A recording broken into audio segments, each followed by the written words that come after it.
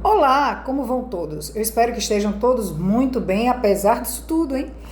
Então, hoje eu queria conversar com vocês sobre um tema muito bacana.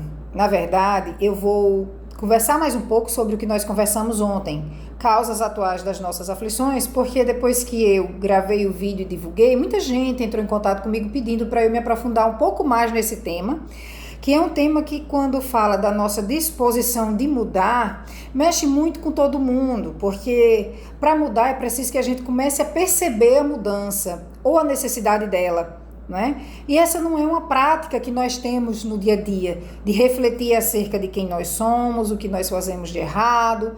Muitas vezes a gente fica feliz com o que faz de bom, mas a gente nunca pensa, ou quase nunca, né, no que a gente faz de errado. Então, reforma íntima é um tema complicado. Vamos falar um pouquinho sobre isso com mais profundidade, tá? Então eu vou só ler um trechinho do livro para analisar junto com vocês.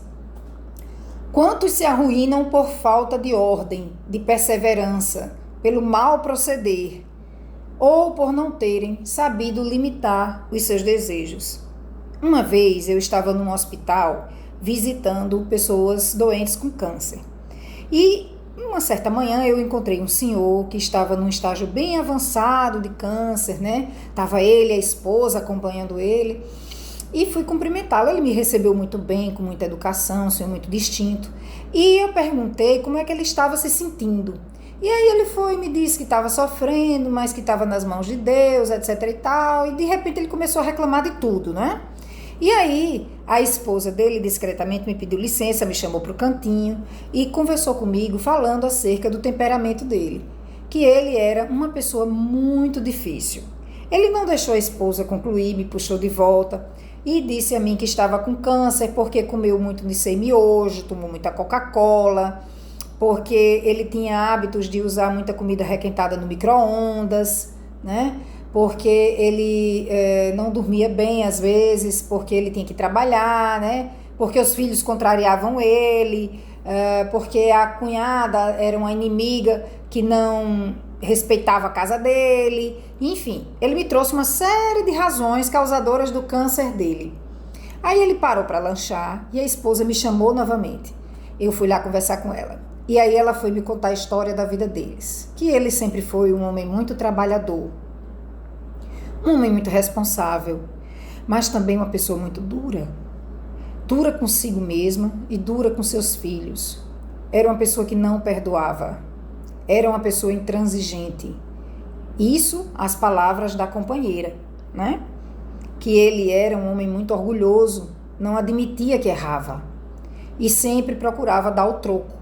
E absolutamente todas as vezes que ele se sentia ofendido, aviltado, molestado de alguma forma, né? E ela disse que ele sofreu muito, que teve muito trabalho físico envolvido nessa história, muita luta árdua no dia a dia, etc e tal. Mas que ela percebia a grande infelicidade que ele sentia, sem perceber que era em função das próprias atitudes, né? E aí, a gente não vai questionar aqui a origem de um câncer, as razões materiais ou as razões espirituais, né, de acordo com a crença de cada um. Mas a gente vai analisar baseado no que eu li aqui, né?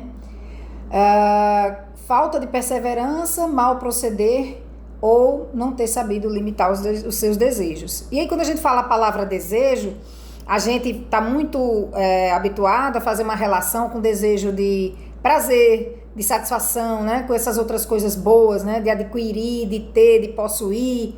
E aí, eu vou falar de um outro tipo de desejo para vocês, que é o desejo de menosprezar, o desejo de maltratar, o desejo de se vingar, o desejo de não perdoar, porque de alguma forma sente prazer em subjugar o outro a uma condição inferior à que você está, ou até a condição que ele já esteja, né? Então, nós temos desejos ocultos aqui, que nós não mostramos para ninguém com palavras, mas que as pessoas em nossa volta percebem, através das nossas atitudes, né? E esse senhor, pelo que ela me descreveu, passou a vida desejando essas coisas. Que ele nunca conseguiu ser amigo dos filhos.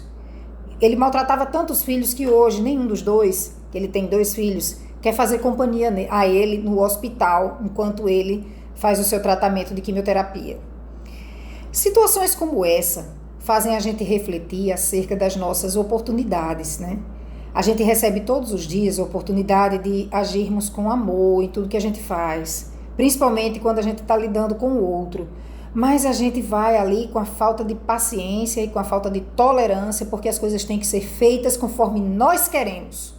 Porque o nosso orgulho nos dá a informação errada de que nós somos melhores e mais importantes, e que nós é quem temos que ser atendidos. E pior, nos faz perguntar para o outro de forma inconsciente: quem é você na fila do pão francês?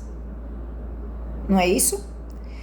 Então esse senhor, ele não conseguia pensar que ele podia ser responsável pela piora de todas as coisas que ele estava vivendo, ou pela dimensão do seu problema ter aumentado tanto. Com certeza as suas atitudes impensadas impactaram naquela reação da enfermidade. Com certeza.